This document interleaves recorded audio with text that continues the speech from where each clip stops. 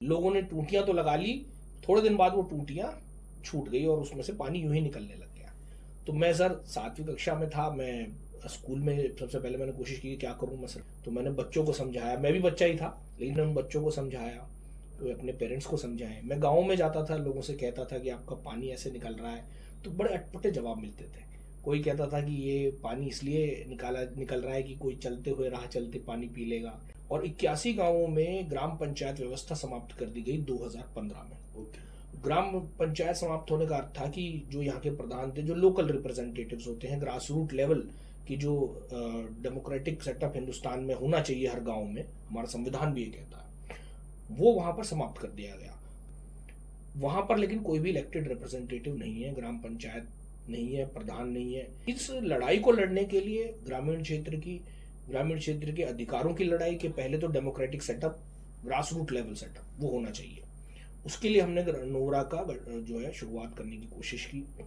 मैंने अपनी to be wife से यही बात बताई कि मैं ऐसे ऐसे सोशल वर्क के प्रति बहुत सीरियस हूँ और मैं सामाजिक बदलाव की लड़ाई तो लड़ता रहूंगा। ऐसे के प्रति बहुत लालायित नहीं रहता, लेकिन सामाजिक बदलाव के प्रति जो लड़ाई है उसमें टाइम देना लगातार। और अब क्योंकि जैसे जैसे बढ़ता जा रहा है समस्याएं और बहुत सारी सामने आती जाती हैं लोगों की समस्याएं, और जैसे जैसे आप समाज सेवा में जाते हो इसकी एक खूबी है कि और ज्यादा लोग आप पे विश्वास करते हैं और ज्यादा समय आपको समाज सेवा में देना पड़ता है। जय हिंद। मैं हूं अमिताभ। मेरा चैनल देखने के लिए शुक्रिया। आज लेके आया हूं नोएडा सोशल मूवर्स का तीसरा एपिसोड। पहले 2 एपिसोड्स में आपने देखा doctor Ashok Srivastava, founder president Navratna foundation से मुलाकात। आज जिन शख्सियत से हमारी मुलाकात होने जा रही है उनकी बातें देश का सर्वोच्च ऑफिस यानी पीएमओ सुनता है। उनके सवालों का जवाब देते हैं मुख्यमंत्री अपनी विधानसभाओं में लिखित जवाब के द्वारा।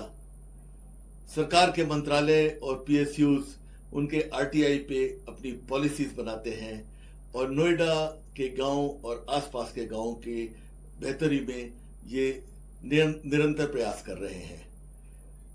कहते हैं कि ये वकील प्रोफेशन से हैं और सोशल सर्विस इनका पैशन है। तो आइए मिलते हैं श्री रंजन तोमर से। रंजन जी, आपका हमारे नोएडा सोशल मूवर्स के तीसरे एपिसोड में बहुत बहुत स्वागत है। सर आपका बहुत बहुत धन्यवाद। मेरा सौभाग्य है कि आज आपने मुझे यहाँ पे बुलाया और जितनी आपने मेरे बारे में बातें कही, इतनी तारीफ की, मैं अपने आप को एक छात्र ही मानता हूँ। आज भी मैं रिसर्चर हूँ और डॉक्टर जैसा आपने कहा, मेरी पीएचडी चल रही है तो कुछ दिन बाद डॉक्टर भी लग जाएगा। जी हाँ, जी हाँ। तो बहुत बहुत शुक्रिया सर आपका, मैं तहे दिल से आपका आभार व्यक्त करता हूँ। मैं यही सोच रहा था, हमने पिछली बार डॉक्टर अशोक श्रीवास्तव को बुलाया, तो अगर थोड़े दिनों बाद आपको बुलाते तो हम डॉक्टर रंजन तोमर बोल रहे होते। तो रंजन जी, हम शुरुआत करते हैं। और हमने सुना है कि आपने बड़ी छोटी उम्र से सामाजिक कार्य शुरू किया था, तो कैसे और किन परिस्थितियों में ये हुआ, हमें बताइए। सर ये जेनेटिक एक तरीके से समझ लीजिए मेरे साथ हुआ। मेरे पिताजी एक प्रधान रहे, कई गांवों के सामाजिक कार्यकर्ता रहे अपने जीवन भर, आज भी सामाजिक कार्यों में वो बढ़ चढ़कर हिस्सा लेते हैं। तो बचपन से ही मैंने मुझे पर्यावरण से संबंधित, जल संरक्षण संबंधित बहुत सारी चीज़ों के बारे में जानकारी अपने घर से ही थी। बाहर निकलता था, पंचायतें हमारे घर में होती थी, पिताजी जाते थे तो मैं उनके साथ जाता था। तो बहुत सारी चीज़ें मैंने अपने घर से सीखी। शुरुआत एक तरीके से प्रैक्टिकली 7वीं कक्षा में हुई मेरी। मैं अपने गांव में जाया करता था, तो वहाँ सरकारी स्कूल था एक, अपने स्कूल में जाता था। वहाँ से बहुत सारी चीज़ें शिक्षा में जो भी पर्यावरण से संबंधित बातें होती थी वो मुझे बड़ी अट्रैक्ट करती थी कि अगर पर्यावरण से संबंधित कोई जल संरक्षण की बात है तो हम 7वीं कक्षा में जब मैं था तब हमारे गाँव में पाइपलाइन आई पानी की, और तब तक गाँव में नलके से पानी इस्तेमाल होता था। जब पाइपलाइन गांव में आ गई तो लोगों ने टूटियां तो लगा ली, थोड़े दिन बाद वो टूटियां छूट गई और उसमें से पानी यूं ही निकलने लग गया। तो मैं सर 7वीं कक्षा में था। मैं स्कूल में सबसे पहले मैंने कोशिश की क्या करूं। मैं सरकारी स्कूल में गया जहां गांव के बच्चे पढ़ते थे, तो मैंने बच्चों को समझाया। मैं भी बच्चा ही था, लेकिन क्योंकि पिताजी हमारे प्रधान थे तो मुझे कम से कम ये फायदा था कि एंट्री आसानी से स्कूलों में या कहीं भी हो जाती थी। मैंने उन बच्चों को समझाया, तो अपने पेरेंट्स को समझाएं। मैं गाँव में जाता था, लोगों से कहता था कि आपका पानी ऐसे निकल रहा है, तो बड़े अटपटे जवाब मिलते थे। कोई कहता था कि ये पानी इसलिए निकल रहा है कि कोई चलते हुए राह चलते पानी पी लेगा, लेकिन वो पूरे पूरे दिन 3-3 घंटे अगर पानी की सप्लाई आती थी तो वो वेस्ट होता था। तब मैंने अपनी पॉकेट से वहाँ पे जो पॉकेट मनी मुझे मिला करती थी, जिससे मैं शायद उस समय टॉफ़ी भी खा सकता था, चॉकलेट्स भी खा सकता था, लेकिन मैंने उस समय उससे पॉकेट मनी से टूटियाँ खरीदनी शुरू करी और वहाँ पे लगानी शुरू की।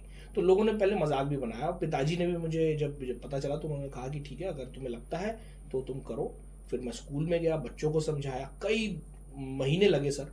उसके बाद वहाँ पे स्कूल के अंदर और हमारे गांव के अंदर ऐसी स्थिति रही कि आज तक भी हमारे गांव में इस तरीके से खुली टूटियां नहीं चलती हैं, पानी की सप्लाई लगातार आती है, लेकिन लोगों की जिम्मेदारी समझाने में और समझने में समय लगा। तो इस तरीके से जल संरक्षण से एक छोटी सी शुरुआत 7वीं कक्षा से मेरी हुई, और 7वीं कक्षा के बाद फिर धीरे धीरे सर जैसे जैसे मुझे मौका मिलता रहा सामाजिक क्षेत्र में बदलाव का, वो मैं प्रयास करता रहा। इसे कहते हैं होनहार बिरवान के होत चीखने पात। तो आपने शुरू से ही एक बहुत ही अच्छा काम किया, और जल संरक्षण एक बहुत इम्पोर्टेंट चीज़ है कि देखिए पानी हर जगह पानी की प्रॉब्लम है, और अगली लड़ाई पानी के लिए ही होगी। तो हम आगे बढ़ते हैं, और मैं जानना चाहूँगा कि आपका जो एनजीओ है नोवरा, जहाँ पे आप गांव में बहुत सारे काम कर रहे हैं, तो उसके बारे में कुछ बताइए। आप उसके प्रेसिडेंट हैं, और क्या क्या गतिविधियां करते हैं, और किस तरह से आप लोगों की जिंदगी में बदलाव ला रहे हैं। सर नोवरा जो है, नोएडा विलेज रेजिडेंट एसोसिएशन, इसका गठन हमने 2017 में किया, और मुख्य रूप से जो ये कार्य करने, क्योंकि ग्रामीण क्षेत्रों में 2015 में नोएडा के अंदर 81 गांव आते हैं। पहले तो मैं ये बता दूं, बहुत लोग नहीं जान पाते, कोई 15 समझता है, कोई 20 समझता है। बड़े अधिकारी ने हाल ही में जो हमने नोवरा के बारे में उन्हें बताई और उनसे मुलाकात की, तो उनका कहना था कि 15-20 गांव है मात्र, लेकिन नोएडा के अंदर 81 गांव है सर। और 81 गांवों में ग्राम पंचायत व्यवस्था समाप्त कर दी गई 2015 में। ग्राम पंचायत समाप्त होने का अर्थ था कि जो यहाँ के प्रधान थे, जो लोकल रिप्रेजेंटेटिव्स होते हैं, ग्रास रूट लेवल की जो डेमोक्रेटिक सेटअप हिंदुस्तान में होना चाहिए हर गांव में, हमारा संविधान भी ये कहता है, वो वहां पर समाप्त कर दिया गया। और 2015 के बाद सीधा आप, अगर आपको कोई समस्या है, ग्रामीण क्षेत्र में बहुत सारे लोग निवास करते हैं, और अब तो बल्कि ग्रामीण क्षेत्रों की पॉपुलेशन बहुत हद तक बढ़ गई है पिछले कुछ सालों में, क्योंकि इंडस्ट्रियल टाउनशिप है, बहुत सारी इंडस्ट्रीज हैं, फ्लैट्स हैं, रेजिडेंट्स बाहर से आके रह रहे हैं, उनकी सेवा के लिए, उनकी उसके लिए, सर्विसेज के लिए जो भी लोग रहते हैं वो ज़्यादातर गाँव में आके रहते हैं। तो हमारे गाँव की पॉपुलेशन मैनीफोल्ड बढ़ गई है, कई गुना बढ़ गई है पिछले कुछ वर्षों में ही। वहां पर लेकिन कोई भी इलेक्टेड रिप्रेजेंटेटिव नहीं है, ग्राम पंचायत नहीं है, प्रधान नहीं है, आरडब्ल्यूए भी नहीं है। शहर में तो आरडब्ल्यूए तो एटलीस्ट है। तो इस लड़ाई को लड़ने के लिए ग्रामीण क्षेत्र के अधिकारों की लड़ाई के पहले तो democratic setup, grass root level setup वो होना चाहिए। उसके लिए हमने नोवरा का जो है शुरुआत करने की कोशिश की। शुरुआत तो 2015-16 से ही की थी, लेकिन 17 तक आते आते वो एक फॉर्मलाइज वे में शुरू हुई। लेकिन साथ में हम पर्यावरण संरक्षण, 3 हमारे मेन मोटो हैं, एनवायरमेंट प्रोटेक्शन यानी पर्यावरण संरक्षण, एजुकेशन ग्रामीण क्षेत्र के बच्चों को शिक्षा, और तीसरा डेमोक्रेटिक डिसेंट्रलाइजेशन, अर्थात यहाँ के जो अधिकार छीन लिए गए हैं ग्रामीण क्षेत्र के, जो जिसके कारण उनको समस्याएं आती हैं बहुत सारी, उसके लिए हमने नोवरा का गठन किया, जिसके माध्यम से ज़्यादातर हमारी एक्टिविटीज़ तो अधिकारों की और प्रयासों की होती है कि जो हमारे ग्रामीण क्षेत्र के लोग हैं उनकी बातें अधिकारियों तक पहुंचे, नेताओं तक पहुंचे, और उनकी प्रॉब्लम्स का सोल्यूशन हो, जो कि नहीं होता है, जो कि अब पहुंचाने का कोई माध्यम भी नहीं है। तो उसके लिए हमने नोवरा का गठन किया, और साथ में ह्यूमैनिटेरियन बहुत सारे कार्य, शिक्षा के प्रति ग्रामीण जो स्कूल है, सरकारी विद्यालय हैं, उनमें बहुत सारी सुविधाएं नहीं थी, जिसके कोशिश हमने की कि किसी ना किसी तरीके से, चाहे वो एनजीओज के माध्यम से हो, चाहे अपने माध्यम से हो, चाहे पिटीशन करके अधिकारियों से बदलाव का प्रयास करने के माध्यम से हो, इस तरीके से हमने सरकारी स्कूलों की शिक्षा को बदलने का कोशिश की, प्रयास किया। कई स्कूलों में लगातार हम जाते रहे हैं। तीसरा पर्यावरण संरक्षण। पर्यावरण संरक्षण एक बहुत बड़ा वास्ट टॉपिक है, जो सिर्फ ग्रामीण क्षेत्र से संबंधित नहीं है। वहाँ हमने ग्रामीण क्षेत्रों में भी, जैसे मैंने आपको बताया, जल संरक्षण में तो बचपन की बात थी, उसके बाद लगातार हमने प्लांटेशन के ऊपर, संरक्षण, हर तरीके के संरक्षण के ऊपर, शहर में, ग्रामीण क्षेत्र में, हर जगह लगातार मुलाकात की है ग्रामीण क्षेत्र के लोगों के साथ। सिटीजन चार्टर के ऊपर काम किया है, जिससे बहुत सारी चीजें बदल सकती हैं। आप कुछ कोर्ट केसेस के बारे में भी बता रहे थे मुझे कि आप लोगों ने ये डेमोक्रेटिक डिसेंट्रलाइजेशन ग्राम पंचायत से संबंधित ही केस है, जो माननीय उच्च न्यायालय इलाहाबाद में इस समय हमने किया हुआ है, और नोवरा की तरफ से, जिसमें हम लोगों ने मांग की है कि जो यहाँ के ग्रामीण क्षेत्र हैं इनमें या तो ग्राम पंचायत वापस लेकर आई जाए, अन्यथा डेमोक्रेटिक सिस्टम एक स्थापित कर दिया जाए ग्रास रूट लेवल का, जो कि म्यूनिसिपल काउंसिल भी हो सकता है। और वो जो है उसमें हमारा सबसे महत्वपूर्ण जो पिटीशन, जो सवाल है, वो ये है भारत सरकार से। इनफैक्ट आप इसमें क्या है कि भारत सरकार से हमने सवाल पूछा है कि 243Q, article 243Q of the constitution of India, Bharat के संविधान का आर्टिकल 243Q जो है वो ये कहता है कि अगर कहीं पे इंडस्ट्रियल टाउनशिप है तो वहां पे ग्राम पंचायत को समाप्त किया जा सकता है, लेकिन उसकी डेफिनेशन क्या होगी, इंडस्ट्रियल टाउनशिप क्या है, उसको वहां डिफाइन नहीं किया गया है। हमारा मानना है और हमारा कहना है कि उत्तर प्रदेश सरकार के ने या कहीं पे भी अन्य सरकारों ने भी इसे गलत तरीके से इस्तेमाल किया है।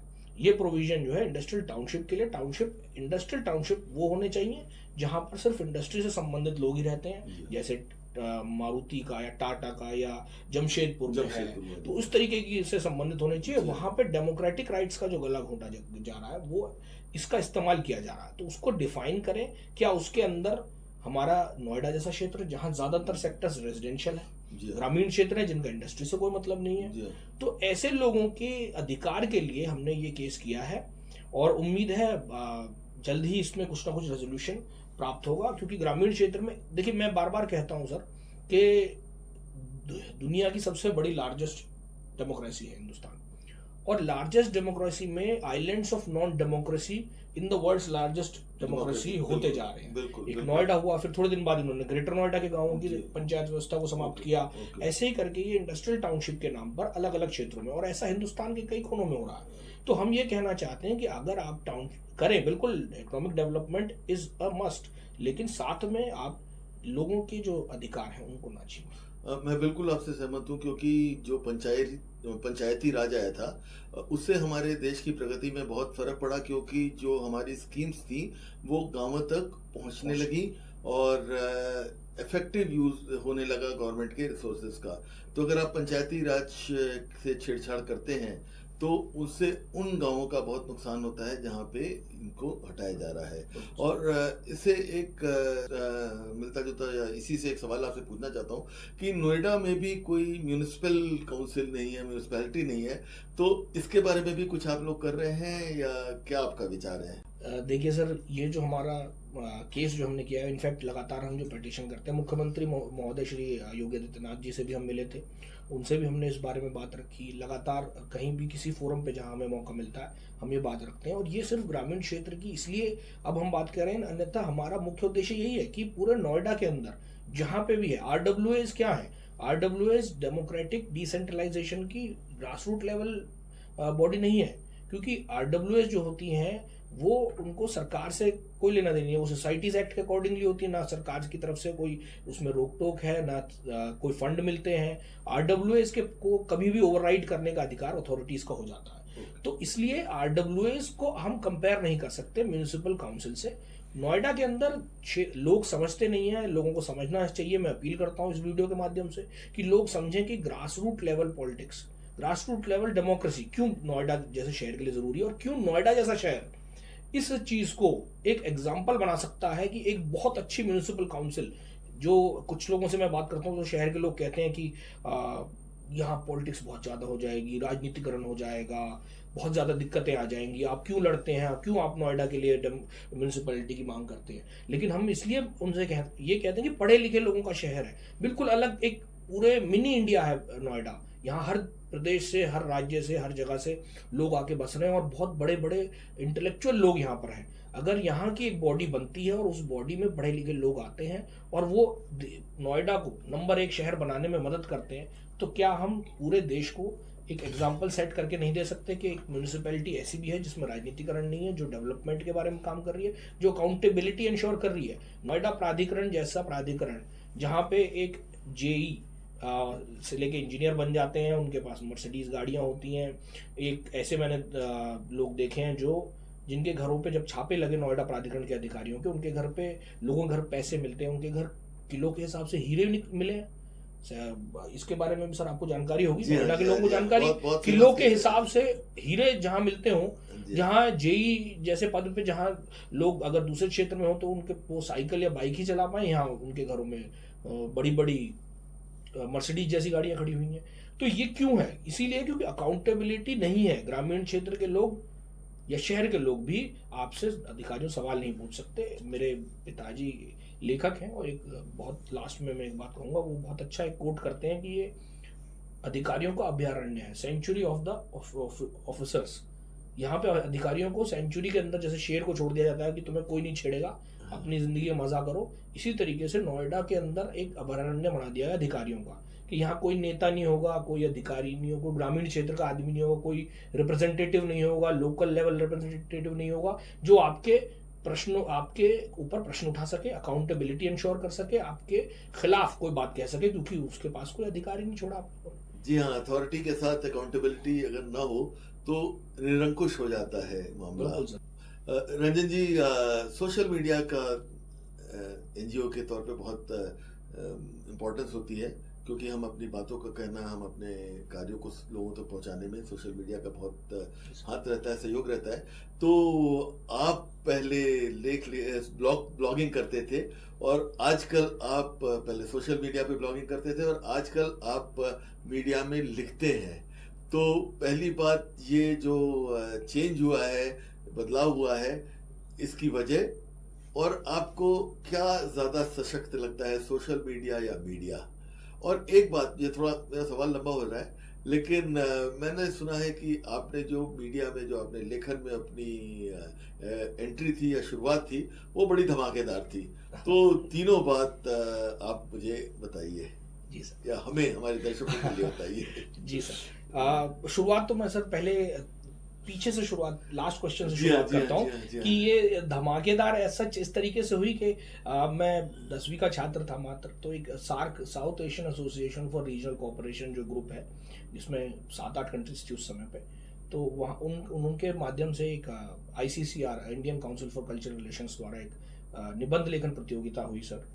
तो उसमें महिला सशक्तिकरण और महिलाओं का योगदान भारत के इंडिपेंडेंस में, उस पर एक लेख लिखना था। तो मैंने वो लेख लिखा और वो लेख मुझे भी नहीं पता था कि वो पूरे इंडिया में, बल्कि पूरे 7 कंट्रीज में छात्रों की जो ग्रुप था उसमें पूरे इंडिया में और पूरे 7 कंट्रीज में मेरे लेख को एक्सेप्ट किया गया, सम्मानित होने के लिए।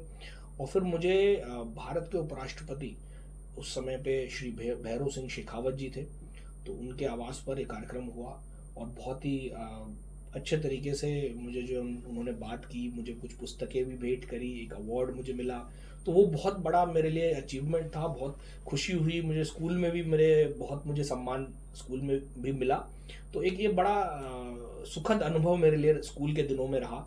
और उपराष्ट्रपति से अवार्ड मिलना, उनके आवास पर मिलना और सार्क कंट्रीज में मिलना, एक बहुत ही ऐसा अनुभव है जो मैं हमेशा याद रखूंगा। वाकई इस छोटी सी उम्र में ये अचीवमेंट वाकई बहुत बढ़िया है। तो ब्लॉगिंग में सर मैंने फिर ब्लॉगर पे ब्लॉगिंग करना शुरू किया सामाजिक मुद्दों के ऊपर, क्योंकि सामाजिक मुद्दे हमेशा से मुझे ऐसा लगता है कि भगवान ने, ईश्वर ने, मेरा परिवार संभ्रांत परिवार शुरू से रहा है, तो मुझे ऐसा लगता है कि जो मुझे मिल चुका है ऐसा सबको मिले। सब लोगों की समस्याओं के लिए अगर मैं कुछ कर सकता हूँ या कुछ बदलाव ला सकता हूँ। मेरी फैमिली से मुझे ये चीज़ सीखने को मिली है कि अगर मैं किसी व्यक्ति का, जिसकी वॉइस नहीं है या जो बोल नहीं सकता या जिसका अधिकार है लेकिन वो कह नहीं सकता, ऐसे लोगों के लिए अगर मैं लड़ाई लड़ूं और मैं बदलाव का प्रयास कर सकूं, तो मुझे लगा कि ब्लॉगर एक ऐसा माध्यम, क्योंकि मैं उस समय पढ़ाई कर रहा था बहुत ज़्यादा सर, मतलब पढ़ाई में बिजी रहता था, तो ब्लॉगर एक ऐसा माध्यम था। उसके माध्यम से मैंने लिखना शुरू किया धीरे धीरे सर, सोशल मीडिया पे। उसके बाद मीडिया में, अखबारों से मेरा कांटेक्ट बना, समाचार पत्रों में हमारे मीडिया बंधुओं से मित्रता हुई। जब सामाजिक मुद्दों पे मैंने लिखना शुरू किया तो वो धीरे धीरे अखबारों में भी एक्सेप्ट होने लग गई चीज़ें, और फिर अखबार के माध्यम से भी बहुत सारी चीज़ें लगातार छपने लग गई। जैसे जो ये मुद्दे मैं डिस्कस कर रहा हूँ, ग्रामीण क्षेत्र के हों, सिटीजन चार्टर हो, पब्लिक टॉयलेट्स की हमने एक लड़ाई लड़ी थी बहुत महत्वपूर्ण, वो हो, बहुत सारे मुद्दों पे, महिलाओं के अधिकारों, ग्रामीणों के अधिकारों पे, देश में जो ज्वलंत मुद्दे हैं उनके ऊपर मैंने लिखना शुरू किया, तो बहुत अच्छा रिस्पॉन्स इसमें मिलता है। बैलेंस मैं कहूँगा कि दोनों का बनाना चाहिए, सोशल मीडिया और मीडिया दोनों ही महत्वपूर्ण है। तो कहीं ना कहीं किसी एक अगर मैं चुनूंगा तो ये अच्छी बात मेरे ख्याल से बैलेंस बनाने के बेसिस पे नहीं होगी। तो मेरे हिसाब से तो लगता है कि दोनों ही उपयोगी हैं अपने अपने क्षेत्र में। और एनजीओज को खासकर सोशल मीडिया पे, जैसा हमारे अशोक श्रीवास्तव मेरे गुरु हैं, अंकल हैं, तो वो कहते हैं कि आज के समय पे एनजीओज का ये हाल है कि कुछ भी करोगे तो सोशल मीडिया पे पहले डालना होता है, और वो डालना ज़रूरी भी हो जाता है, क्योंकि अगर आपको बढ़ना है, आगे बढ़ना है और ज़्यादा सामाजिक कार्य करने हैं, अपने आप अपनी शक्ति का जो है को बढ़ाना है, तो शायद सोशल मीडिया का भी उपयोग बहुत आवश्यक है। मुझे लगता है, मैं बिल्कुल कुछ हद तक आपकी बात से सहमत हूँ, लेकिन मुझे लगता है कि किसी बात की भी अति अच्छी नहीं होती। तो मैं कुछ ऐसे भी एनजीओ आपने देखा होगा कि बहुत ज्यादा ओवरलोड हो जाता है। उसमें क्या होता है कि जब आप कुछ अच्छा करते हैं तो वो मिस हो जाता है, तो लोग सोचते हैं भाई इनका तो रोज ही आता रहता है। तो मैं तो यही कहूँगा, ऑफ कोर्स मैं इस क्षेत्र में बहुत नया हूँ, लेकिन मैं तो यही कहूँगा कि बड़ा ही जुडिशियस इस्तेमाल होना चाहिए सोशल मीडिया का। थोड़ा थोड़ा आप देखिए, प्रेजेंस दिखाने के लिए अपनी कि मैं हूँ, वो तो बहुत जरूरी है, तो उसके लिए थोड़ा थोड़ा कीजिए। लेकिन जब आप कोई मेजर कैंपेन करें तो उसको अगर आप अच्छे से प्रोजेक्ट करेंगे तो उसको आपको लोगों का ज्यादा ध्यान जाएगा। तो ये मेरी एडवाइस है, और उम्मीद है आप इससे अगर एग्री करते हैं। बिल्कुल सर, मैं एग्री करता हूं। और अगली बात जो मैं आपसे बात करना चाहूंगा, और हमारे दर्शकों को आप समझाइए सिटीजन चार्टर के बारे में। और इसका प्रयोग, आपने किताब भी लिखी है सिटीजन चार्टर के ऊपर, और इसका आप प्रयोग करते हैं गांव में शिक्षा, स्वास्थ्य और सरकार की नीतियों को लोगों तक पहुंचाने के लिए। तो बताइए कि क्योंकि कई लोगों को, हमारे दर्शकों को ये नहीं पता होगा कि सिटीजन चार्टर होता क्या है और हम किस तरह से उसका उपयोग कर सकते हैं जी सर अपने कार्यक्रमों में। सिटीजन चार्टर सर एक्चुअली एक कानून है जो अभी असल में भारत के संविधान, भारत के पार्लियामेंट से पास नहीं हुआ है, लेकिन बिल के रूप में वो कई बार भारत के पार्लियामेंट में रखा जा चुका है। उसके अनुसार सिटीजन चार्टर्स हर क्षेत्र में बनाए गए हैं। सिटीजन चार्टर एक तरीके का, क्योंकि भारत एक जो है भारत का संविधान कहता है, उसका प्रियम्बल ये कहता है, we the people of India give this constitution to ourselves. तो हम लोगों के अधिकारों को बढ़ाने के लिए जो है एक सिटीजन चार्टर बनाया गया, जिसमें एक समय सीमा निश्चित की गई हर कार्य को करवाने की। एक तरीके से हमें कंज्यूमर बताया गया है, मालिक बताया गया है, और जो गवर्नमेंट है वो सर्विस प्रोवाइडर है। एक समय सीमा उसमें निश्चित की गई कि आपको ये कार्य है तो इसके 15 दिन लगेंगे, ये वाला कार्य है रोड बनाना है तो इसके लिए 6 महीने लगेंगे, आपके पास पाइपलाइन फूट गई है उसकी शिकायत करने के लिए आपको विदिन 5 आवर्स से 1 दिन में या 2 दिन में क्लियर वो करेंगे। कोई भी समस्या मतलब आपके क्षेत्र में अगर आ रही है और आपको उसका निस्तारण करना है तो उसको किस तरीके से सबसे शॉर्टेस्ट पॉसिबल रूट से जल्दी से जल्दी उसको निस्तारित किया जा सके, ऐसा एक सिटीजन चार्टर बनाया जाता है। वो हर जगह हो सकता है, रेलवेज में भी हो सकता है, वो किसी गवर्नमेंट बॉडी के अंदर भी हो सकता है। तो स्टेट को प्रोवाइड करना है अपने जनता को। तो नोएडा सिटीजन चार्टर एक नोएडा अथॉरिटी ने बनाया, जिसमें नोएडा प्राधिकरण ने निश्चित समय सीमा बहुत सारे कामों के लिए निश्चित कर दी गई कि ये कार्य होंगे, जिसमें तकरीबन 200 के करीब ऑनलाइन सर्विसेज थी, जो आपको एक समय सीमा जो थी उसके अंदर अधिकारियों को निश्चित रूप से निस्तारित करनी थी। और वो आसानी से क्या होता है कि आप उनसे सवाल करिए उनसे, और उसके तरीके होते हैं कि आप ऑनलाइन वेबसाइट पे शिकायत दर्ज करा सकते हैं, ऐप के माध्यम से शिकायत दर्ज करा सकते हैं। तो गांव में बैठा हुआ एक व्यक्ति जिसको पहले प्रधान के पास जाना पड़ता था या किसी आदमी के या एमएलए या एमपी के पास जाना पड़ता था, वो शायद अब एक सिटीजन चार्टर ऐप खोलकर उस शिकायत को दर्ज कर सकता है। उसका निस्तारण अधिकारी को उस समय सीमा में करना है, और अगर वो नहीं करते हैं तो उनके खिलाफ दंडात्मक कार्रवाई का भी इसमें प्रावधान है। तो अब प्रॉब्लम क्या आ रही है कि नोएडा प्राधिकरण ने शुरुआत तो की और हमने इसके बाद लड़ाई लड़ी, तो बहुत सारा उसको स्ट्रांग बनाया, कई बार शिकायतें हुई, कई बार अधिकारियों के खिलाफ भी एक्शन लिया गया, कई बार बहुत सारे ऐसी चीजें हुई कि वो जब सुनवाई नहीं करते तो ऐप भी हमने बहुत ज्यादा जब लोगों से बात की ये रखी कि भैया हम ग्रामीण क्षेत्र में ज़्यादा समस्याएं हैं, ये कहाँ है, तो उस चीज़ को लेकर प्राधिकरण ने ऐप का निर्माण किया। ऐप के बाद फिर लोगों को हमने बताया कि ये किस तरीके की योजना है, आप अपनी समस्याओं का निस्तारण कर सकते हो, आपको ज़रूरत ही नहीं किसी के पास जाने की।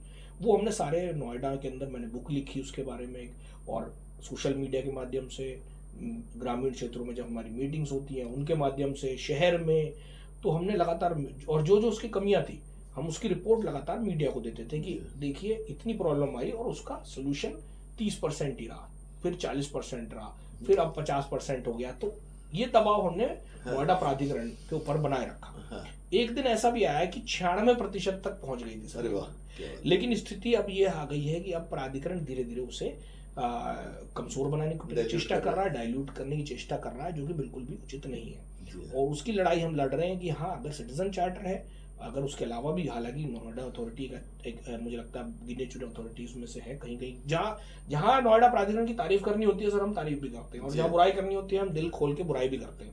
तो नोएडा प्राधिकरण कहीं ट्विटर जैसे माध्यम से, सोशल मीडिया के माध्यम से प्रॉब्लम्स का सोल्यूशन भी निकालती है, लेकिन ट्विटर हर कोई नहीं चला सकता। आम आदमी क्या कर सकता है, उसकी लिमिटेशंस है। तो हम कोशिश ये करते हैं कि अगर फोन नंबर है तो एक आम गांव का आदमी भी फोन पे कॉल करके शिकायत दर्ज करा सकता है। लेकिन अगर मैं कहूँ कि ट्विटर पर शिकायत आप दर्ज करिए, तो वो सोचेगा भी नहीं कि पहले ट्विटर चलाओ, फिर कैसे टैग किया जाता है, कैसे शिकायत को अटैच किया जाता है, वो बड़ी समस्या आ जाती है। तो हमें अब भी उम्मीद है कि नए सीईओ अब जो आए हैं उनसे हम फिर मिलेंगे कि इसको दोबारा से रिवाइव किया जाए। एक तरीके से इसको डेथ बेड पे डाल दिया है। पिछले कुछ दिनों पहले मैंने एक शिकायत की थी ने कि आप, अगर मैं अब रिपोर्ट डाउनलोड करता था, पहले रिपोर्ट आती थी कि कितनी शिकायतें आई, कितनी का निस्तारण हुआ। अब वो रिपोर्ट भी ऑनलाइन नहीं डाली जा रही, क्योंकि ताकि लोग कि हम जैसे लोग इसकी शिकायत अकाउंटेबिलिटी के लिए कहीं मीडिया में कर सकें या मुख्यमंत्री जी को भेज सकें। तो ये स्थिति है। उसकी लड़ाई सर सिटीजन चार्टर की जारी है, लेकिन मुझे लगता है कि वो बीच में काफी मजबूत हुआ था, और काफी चीजें उसके बाद जो ये संज्ञान लेने की बातें आई है, प्राधिकरण की अकाउंटेबिलिटी, जवाबदेही आ रही है, समस्याओं का निस्तारण कर रहा, वो हम जैसे जो लोग कोशिश करते हैं, लड़ाई लड़ते हैं, उससे कुछ ना कुछ उन पर फर्क पड़ता है। क्योंकि प्राधिकरण में खासकर इस बात का बहुत डर है कि कहीं आम जनता की बुराई से, ऐसे लोगों की बुराई से, कहीं ये जो अभ्यारण्य है उनका जिसमें वो खुले घूमते हैं, विचरण करते हैं, कहीं ना कहीं वो उनके हाथ से छिन ना जाए। बिल्कुल, क्योंकि वहां से फिर बहुत कुछ उनको प्राप्त होता है। नहीं, बिल्कुल, जो स्वच्छंद उनका विचरण चल रहा है। अब ये मुझे बहुत अच्छा लगा, अभ्यारण्य वाला आपके पिताजी का, उनसे बताइएगा भाई। बहुत बढ़िया उन्होंने एक ये दिया उदाहरण। और जरूरी है, अकाउंटेबिलिटी, जैसे मैं कह रहा हूँ, बहुत जरूरी और अच्छा, बहुत अच्छा मेजर था। और उम्मीद करते हैं फिर इसमें सुधार आएगा। और हमारी नए सीईओ साहब से रिक्वेस्ट है कि प्लीज आप इसकी तरफ देखिए और इसको वापस पटरी पे लाइए। एक और विषय है जिसके बारे में मैं आपसे बात करना चाहता था। यहाँ पे विदेश से बहुत बच्चे आते हैं दिल्ली में, और स्पेशली नोएडा, ग्रेटर नोएडा के कॉलेजेस में पढ़ने के लिए, और अफ्रीका के कई देशों से आते हैं, और वो लोग ग्रामीण क्षेत्रों में रहते हैं। तो गांव वालों और उनके बीच में अक्सर लड़ाई झगड़ा कहना सही होगा, लड़ाई झगड़ा होता है, या मतलब उस तरह से होता है। तो आपने अपने गांव में इसको काफ़ी रिजॉल्व किया है, और अब सौहार्दपूर्ण माहौल में रहते हैं, मिलजुल के रहते हैं। तो ये आपने कैसे किया?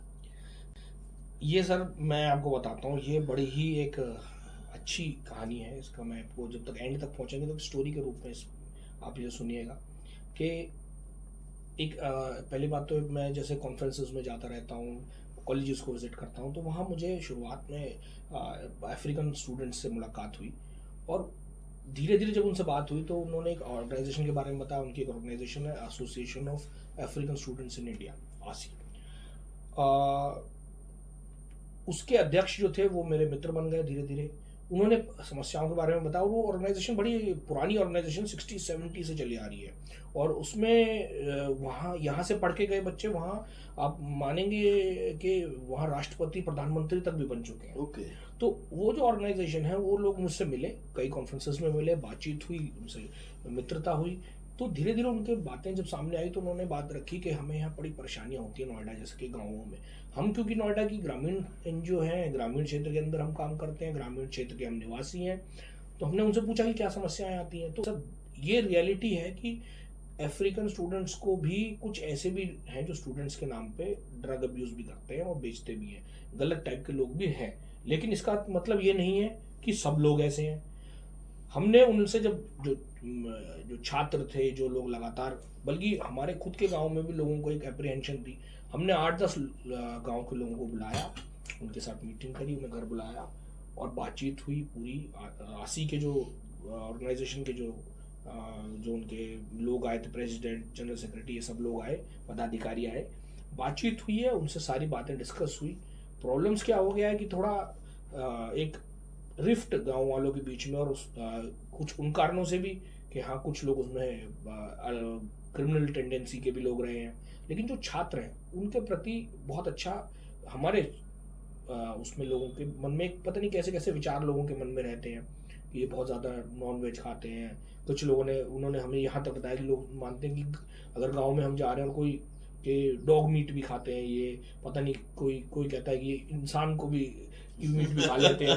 तो ऐसी ऐसी बिना बात की भ्रांतियां ग्रामीण क्षेत्रों में कुछ लोगों को थी। हमने उसको खत्म करने के लिए इन्हें अपने घर पे इनवाइट किया, घर पर खाना खिलाया, घर पे बातचीत हुई, पर्यावरण संरक्षण के ऊपर बात हुई, और अंत में ये स्थिति आई, उनके साथ हम गले मिल के बैठे, सब बातचीत के बाद ये स्थिति रही कि मेरे माता पिता जब नीचे आए, पिताजी तो वहीं पे थे, मम्मी भी आई, तो वो उन्होंने नमस्ते करके उनके पैर छुए। तो ये बड़ा ही एक मार्मिक क्षण मेरे लिए हुआ।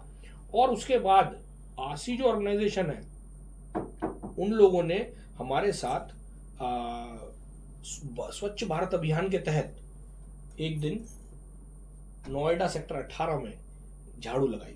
अच्छा, ये स्थिति हुई है। तो ये जो प्यार मोहब्बत की भावना आई, वो मीडिया में पूरी तरीके से बात छाई रही।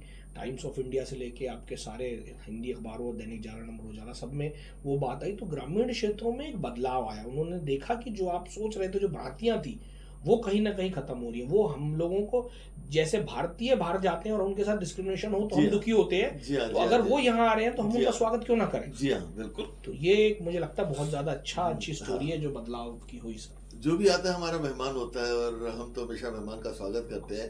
तो अगर कोई छोटी मोटी बातें हो, अगर कोई देखिए, अगर कोई कानून तोड़ रहा है और गलत काम कर रहा है, तो उसके खिलाफ उसके हमें ज़रूर एक्शन लेना चाहिए, पुलिस को बुलाना चाहिए, जो भी हो। लेकिन उनकी वजह से जो लोग वाकई पढ़ाई करने आए हैं और यहाँ से सीख के जाते हैं, अपने देश को बेहतर बनाते हैं, तो उनका नुकसान नहीं होना चाहिए। एक ऐसा माहौल होना चाहिए। और ये लोग अपने देशों के एम्बेसडर्स हैं, जब आते हैं तो उसके बाद वहाँ जाके जो बताएंगे। और आजकल तो भारतीय हर देश में है। तो मान लीजिए नाइजीरिया से आए लोग और इन्होंने यहाँ किया, और वहाँ जाके बाद उन्होंने बताया कि भाई वहाँ पे हम लोग को बहुत परेशान करते हैं, तो इसका उल्टा असर वहाँ पे भी हो सकता है हमारे लोगों के। तो बहुत अच्छी बात है ये आपकी सोच, और बहुत अच्छे से आपने टैकल किया। बहुत बहुत मुबारकबाद इस बारे में आपको।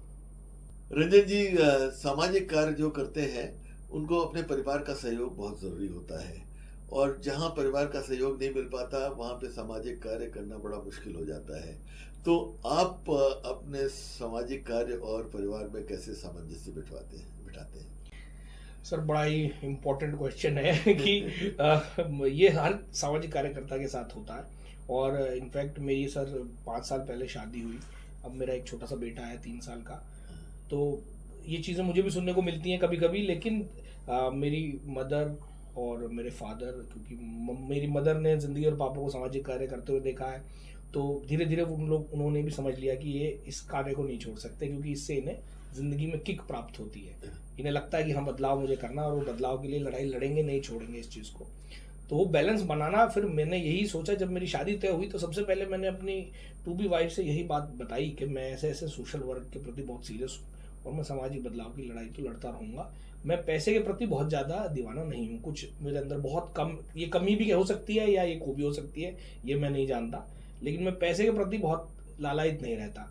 लेकिन सामाजिक बदलाव के प्रति जो लड़ाई है उसमें टाइम देना लगातार, और अब क्योंकि जैसे जैसे बढ़ता जा रहा है समस्याएं और बहुत सारी सामने आती जाती है, और लोगों की समस्याएं, और जैसे जैसे आप समाज सेवा में जाते हो, इसकी एक खूबी है कि और ज़्यादा लोग आप पे विश्वास करते हैं और ज़्यादा समय आपको समाज सेवा में देना पड़ता है। तो धीरे धीरे वाइफ ने भी एक्सेप्ट किया, और अब एक्सेप्ट हो गया है। लेकिन साथ साथ समस्याएं बीच बीच में समय की आती हैं, क्योंकि फैमिली को टाइम देना भी ज़रूरी है। बट मैं कोशिश करता हूँ कि फैमिली को भी समय दूँ, और जो समय देता हूँ उस कारण से मुझे सामाजिक जीवन के लिए भी समय मिल जाता है। तो बैलेंस बना रहा हूँ, बट 100% बैलेंस तो खैर कोई सामाजिक कार्यकर्ता नहीं बना सकता। नहीं नहीं, आप जिस तरह से कर रहे हैं मुझे पूरा उम्मीद है कि आप बहुत अच्छी तरह से बैलेंस बना रहे हैं और ऐसे ही करते रहेंगे। तो अब हम यहाँ पे अपने मुलाकात का पहला हिस्सा समाप्त करते हैं।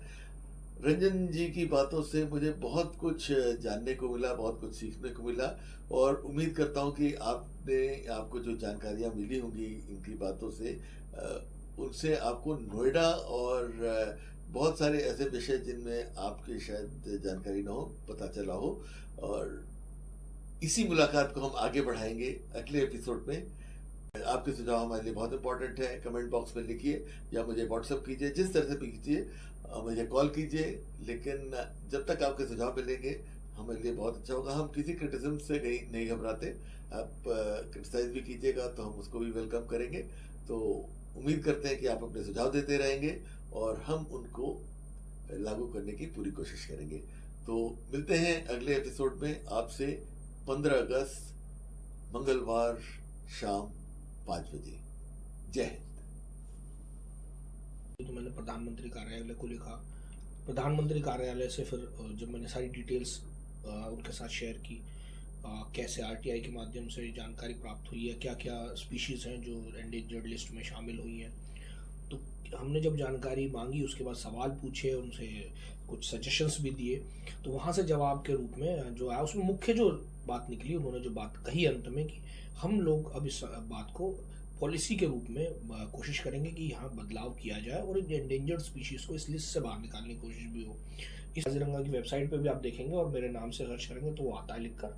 आज स्थिति ये है सर, मैं बड़ी खुशी और गर्व के साथ बता सकता हूँ कि 2022 आते आते आज रिपोर्ट असम के चीफ मिनिस्टर ने खुद टीवी पर बोला है कि 0